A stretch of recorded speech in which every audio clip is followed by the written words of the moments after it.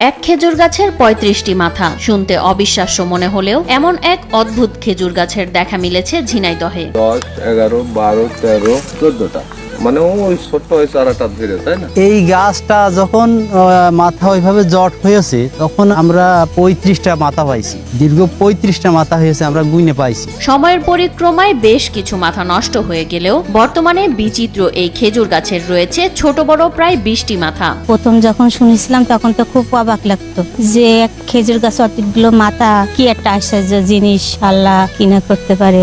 একসময় খেজুর গাছটির মাত্র একটি মাথা থাকায় বছরের পর বছর রস সংগ্রহ করতেন গাছিরা। তবে দশমবারের মাথায় অনেক চেষ্টা করেও ওই গাছ থেকে রস সংগ্রহ করা যায়নি বলে দাবি তাদের।